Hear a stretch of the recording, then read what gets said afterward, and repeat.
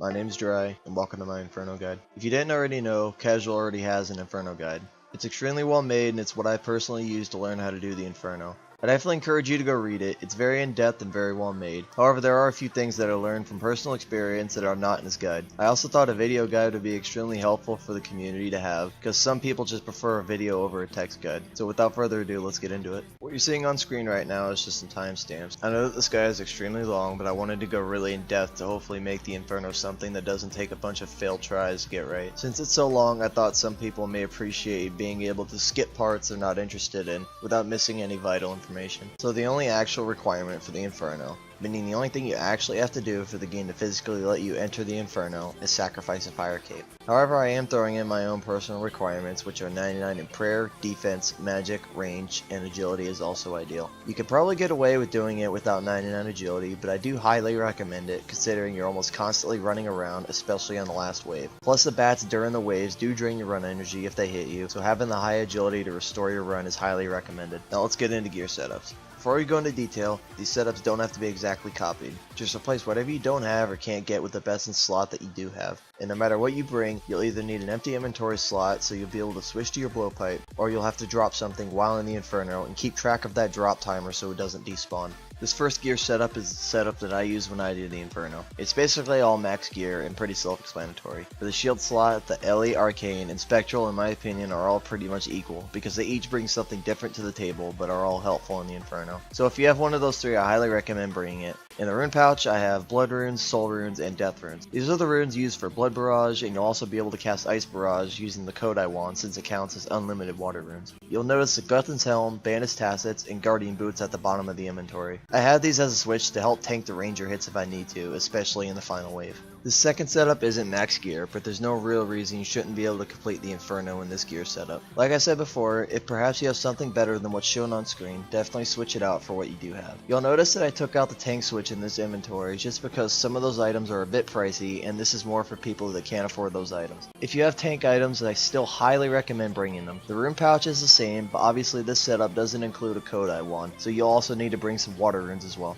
This third setup is pretty much bare minimum. Aside from the blowpipe, everything you see on screen pretty much totals to under 5 mil. The runes in the rune pouch are the exact same as the first two setups, and of course some water runes also in your inventory. I've also replaced the imbued heart with a magic potion. Like before, if you have something better than shown on screen, definitely bring that instead. Something that I recommend doing is making sure your vials are kept upon finishing them. The vial smasher setting is turned off by default. If you don't know what I'm talking about, you really don't need to worry about it. But if you're unsure or you have it turned on, go to the emblem trader located north of Edge Bank or just outside the southern wall of the thieving area. Talk to him and make sure the fourth option reads remove vials after finishing a potion. If it doesn't, just select the fourth option and it will change the setting. These vials will be extremely useful on the final wave. Once you're done with the Inferno, you can always change it back to whatever your preference is. Once you are geared up and ready to go, if this is your first time to the Inferno, fill that one empty inventory slot with your fire cape, then use the teleport wizard to teleport to the fight caves, which is under the minigames tab. Once you're there, run southeast and take the second path towards the east. Once you do that, you'll see icons for a gem shop and a weapon shop on your minimap. Between those, walk directly south until you see a portal. Near that portal, you will see an NPC with a unique orange color, which will be the only NPC in the general area that has a talk to option. Talk to him, and when he asks if you need help, select the second option telling him that you killed Jad and obtained a fire cape. Finish the conversation and go through the portal. Once you are through, run south, following the way the circle goes until you see a path that leads towards the middle of the circle. Go down that path, and at the end of that path you will see a red NPC. Talk to him and select the first option, asking him if you can go down there. He will say you need to prove you can be trusted by sacrificing your fire cape. Select the first option that you will sacrifice your cape, and then select the second option to confirm. You are now ready to jump into the Inferno. However, I highly recommend watching the rest of this guide, or at least reading up on Casual's guide before attempting it. Before we get into it, let's go over all of the monsters in the Inferno. The first one is called the Nibbler. They use melee and spawn on every wave between 1 to 66. They attack the pillars until they're aggro to you. This means that even if you hit a 0 or splash a barrage cast on them, they will stop attacking the pillar. Note that splashing a barrage cast will only aggro the Nibbler that you targeted, and the others will continue to attack the pillar. The most effective way to attack Nibblers is to use blood barrage. Ice barrage also works if they're already on the pillars, but if the Nibblers are in open space and you cast ice barrage, you will freeze the Nibbler that you targeted, and the rest will continue to move towards the pillar. The next one is known as the Bat. This one doesn't hit often, and when it does minimal damage. But it can be really annoying because when it does hit you, it drains your run energy. For the most part though, you can ignore these while you kill the more important monsters. This one is called the Blob. This uses both mage and range, and although it's really inaccurate, it can hit up to 29. When it's killed, it spawns 3 little minions that are red, blue, and green. The red one attacks with melee, the blue with mage, and the green with range. Like the Nibblers, I find that Blood Barrage and a Blowpipe is the best way to kill these. Some people call this the Worm, but I will be addressing this as the Meleeer. The Meleeer can do high amounts of pretty accurate damage if you're not using Protect from melee, which for most of the Inferno you will not be. 99% of the time I'll use Ice Barrage to avoid getting hit by it, but hiding behind other monsters or even a pillar if you position it right works just as well. No matter what you do though, you want to do your best to avoid it. Note that if it goes too long without hitting you, it will dig underground and come up wherever you're standing at the time that it burrows. That is why it is important to kill it as fast as possible. This is the Ranger, pretty much the exact same as the Fight Caves Ranger, except it does a lot more damage in the Inferno without protection prayers. The tank switch is extremely helpful for reducing damage when you have to tank Ranger hits while praying Mage. It should be noted that the Ranger has much lower HP than the Major, which makes it quicker to kill. Next is the Major. Exactly like the Fight Caves, if you don't pray Mage and it hits you, it will do massive amounts of damage. If you don't have the Major safe spotted and you don't know where it is, keep your Mage prayer on at all times. I'm still gonna go over Jad, even though there's not much to go over. It's just like the Fight Caves. Pray range when he slams the ground, and pray Mage when he raises his front legs in the air. Keep in mind that he can also melee you if you're in melee range. I also find it helpful to keep my sounds on for prayer flicking, but that's just a personal preference. The last one is Zuck, which is the final boss of the Inferno. If you don't stay behind the shield and Zuck gets a hit on you, you're probably going to die. It's possible to tank a Zuck hit, but the odds are much higher that he will just one-shot you no matter what your HP is. So I highly recommend just making staying behind the shield your #1 priority to avoid getting hit. Before we get into it, there are a few things I'd like to mention. Throughout the duration of the video, you will hear me say the phrase, the pillar. What I'm referring to is the northeastern pillar, which is going to be your best friend until wave 66. If I say to stay behind the pillar, the northeastern one will always be the one I'm referring to. I also suggest that if you're able to have a browser and the client open at the same time like is shown on screen, I recommend having Old School RuneScape's Inferno wiki page open to the wave section. I find it extremely helpful just because if you forget what is coming up in the next wave, you can have it right next to you. The last tip before we begin is that you should always try to use Blood Barrage to heal if you're in a controlled situation, and save your brews for when you need to heal on the spot or if there's nothing around you to heal off of. Try your best to preserve your brews for the last few waves, but don't be afraid to use them to stay alive. After all, that's what they're there for. Now, someone who has no donator rank will start on wave 10, even though the website says wave 1, so that's where I'm going to start. When we get to wave 18, things will be a lot more simple in terms of what prayer to use, so until then, we're just going to take it wave by wave. For waves 10 and 11, you can either pray melee or just freeze the meleeer with Ice Barrage. If you're going to freeze the meleeer, then get the Nibblers as fast as you can. Otherwise, get the Nibblers, then kill everything else in any order. For waves 12 through 15, I would recommend praying Mage because, as I said before, the blob can do decently high amounts of damage, so praying Mage reduces the chance of taking damage. Freeze the meleeer, kill the Nibblers, then kill everything else in any order. On wave 16, 2 meleeers will spawn. You can freeze them, but I find it easier just to protect from melee and kill the Nibblers, then kill off the meleeers. Wave 17 is easy, it's just 5 Nibblers, so just stand in the middle and wait for them to spawn, then kill them. However, make sure you take this opportunity to sit your quick prayers to protect range, as next wave the Ranger will spawn. For waves 18 to 24, the concept is pretty simple. Turn your prayers on before the wave starts, stand in the middle, and kill the Nibblers as soon as they spawn with Blood Barrage. I then recommend killing the blobs off, then killing everything else in any order. On wave 25, the meleeer will begin spawning with the Ranger. For waves 25 through 31, throw on your mage gear, stand behind the pillar, and turn on your prayer before the wave starts. The first thing you want to do is locate the meleeer. Once you locate it, freeze it, then aggro the Nibblers. Once you aggro the Nibblers, kill the meleeer. Make sure to freeze it or remove it to a safe spot if it unfreezes before you can kill it. Once the meleeer is dead, kill everything else in any order. On wave 32, 2 meleeers will spawn with the Ranger. Stand behind the pillar and turn on your prayers before the wave starts, then be ready to move. Your first priority on this wave is to locate both the meleeers and freeze them without getting hit. Once they're frozen, aggro the Nibblers, then kill the meleeers, prioritizing whichever one you froze first. You will likely have to refreeze the other one or just safe spot it. Once it's dead, kill the Ranger. Wave 33 is simple. You can just stand in the middle again and turn your prayers on before the wave starts. Kill the Nibblers first, then kill the Rangers. Wave 34 is another 5 Nibbler wave. Stand in the middle and wait for them to spawn, then kill them. Take this opportunity to set your quick prayers to Mage, as from the next wave on you will always be praying Mage. For waves 35 to 41, the concept is again simple. Turn your quick prayers on before the wave starts, just stand in the middle and kill the nibblers with blood barrage, then kill everything else in any order you like. On wave 42, the meleeer spawns with the mage. For waves 42 to 48, put your mage gear on, go back to standing behind the pillar, and just like with the ranger, turn your quick prayers on before the wave starts. Once it starts, locate the meleeer, freeze it, aggro the nibblers, kill the meleeer, then kill everything else in any order you like. On wave 49, 2 meleeers will spawn just like in wave 32. Just stand behind the pillar and turn on your prayers before the wave starts. Avoid the meleeers long enough to freeze them both, aggro the nibblers, then kill the meleeers, then kill the major. Wave 50 is where the Inferno begins to get difficult. The Ranger will spawn along with the Major. This whole time, you've been prioritizing keeping the nibblers off of the pillars. This is what that's been for, because you are going to have to let the pillars take some damage from now until the end of the waves. Now let's pause for a minute before we continue. From waves 50 to 64, the basic idea is to get either the Major or the Ranger stuck behind the pillar and kill the other one. This may sound difficult if you get an awkward spawn, but I'm going to teach you how to take control of that. If they spawn one behind the other, there are two methods I know of that you can use to isolate them, which is where a tank switch will also come in handy. The first one I personally rarely use just because I've always used the second method, but it's just as effective anyways. Turn on your mage prayer if it's not already on, then freeze whichever one is between the pillar and the other with ice barrage. Stand underneath the one you froze, switch prayers if you need to, and kill the one in the back.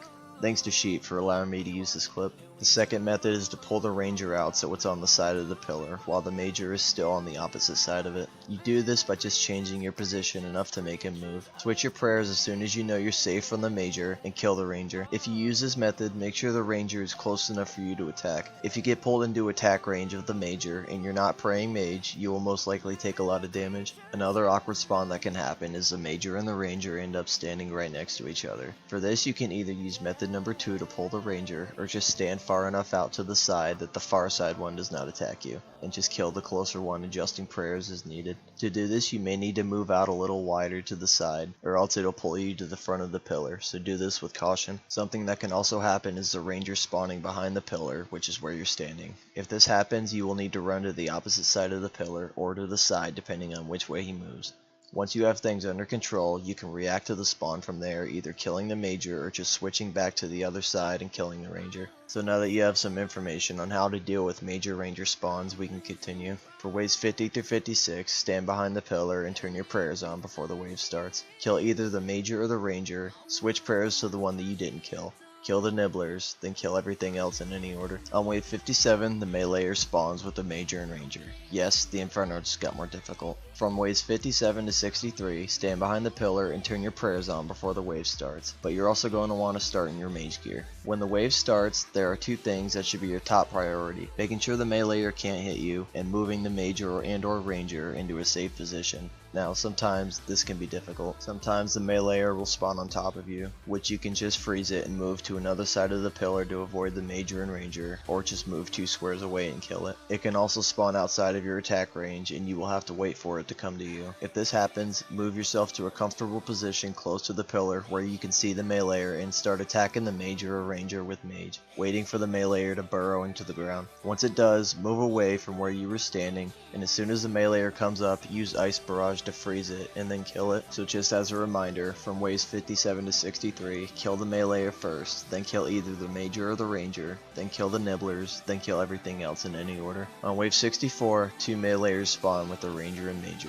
Again, do your best to put yourself in a comfortable position, but prioritize freezing the meleeers. Kill one and odds are the other will burrow before you get a chance to kill it. I suggest using the method I referenced before, where you stand in one spot, then move when the meleeer burrows under you and freeze it. Kill the other meleeer, then kill either the Major or the Ranger, then the nibblers, then kill whatever's left. On wave 65, put on your tank switch if you have it available. 2 Rangers will spawn with the Major. Stand behind the pillar and turn on your prayers before the wave starts. The priority on this wave is getting the Major safe spotted so you can switch your prayers to range. Kill both of the Rangers, then kill the nibblers, then kill the Major. On wave 66, the pressure is off for a minute. Stand in the middle and turn on your prayers before the wave starts. Blood barrage the nibblers as they spawn, then kill both of the Majors. Wave 67 is just single Jad. This wave is no different from the fight caves. Just kill them and switch your prayers accordingly. Wave 68 is 3 Jads. This wave can be intimidating at first sight, but it's no different from single Jad, just 3 of them. I like to stand on this square because it puts me nicely in the middle of all 3 of them. Make sure your camera is turned turn to the north. The Jads will attack in a clockwise motion starting from the west. Just switch your prayers accordingly. Once the first one is dead, if you feel uncomfortable immediately attacking the next one, because you're afraid you'll miss a prayer flick, wait for one to attack, switch prayers if you need to, click on the next Jad, then check your prayers again for the next attack. Once the third Jad is dead, drink a dose of brew, then drink a dose of restore, then drink a dose of your range potion, and activate Eagle Eye or Rigor. Wave 69 is Zuck. This wave is very straightforward, and honestly when you look at it, is probably easier than the waves themselves. However, you can't help but feel nervous for the final wave. For this wave, I'm not going to cut out any clips because this is where people struggle the most. Now, do you remember when I told you to turn your Vial Smasher off at the beginning of the video? This is where that's going to become useful. On screen you'll see a chart that someone on the old school Reddit created. Basically there are two spots, both 4 squares away from each side of the room. When you stand in these spots you can attack Zuck, the Major and Ranger, and Jad spawns without worrying about being dragged out from behind the shield due to attack range. You want to drop the vials on the third square from the wall, which I've labeled with the red squares on the chart, and always stand 1 square next to the vial. The reason for this is so you can click on that spot without worrying about picking up the vial. So once the shield starts moving, you may begin attacking Zuck. Use your crossbow or twisted bow if you brought one. Attack him, but your number one priority is staying behind the shield. When you get to the side of the room, if you can't eye the squares on the floor, quickly go to the wall, then move 3 spaces away and drop a vial. Then continue moving with the shield until you get to the other side and drop another vial. Keep attacking Zuck as you move with the shield. Once Zuck hits 1000 HP, the Major and Ranger will spawn. You will notice that they don't attack you though, they attack the shield. This is a problem because if they destroy the shield, Zuck will be able to just one-hit you. Equip your tank switch if you have it, equip your blowpipe, turn on your mage prayer, and tag the Major and Ranger as you move with the shield. Use the halfway point as an indicator to switch targets as to not get dragged outside the shield's range. Make sure to keep your health high as the Ranger can hit high 40s.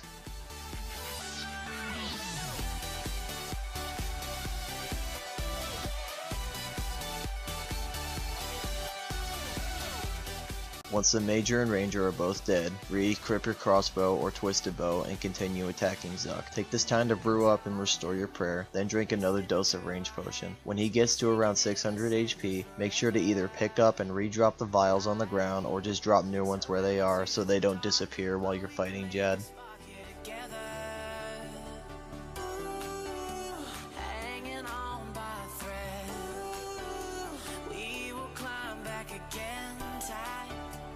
Slipping through our hands, it's hard to understand, but remember.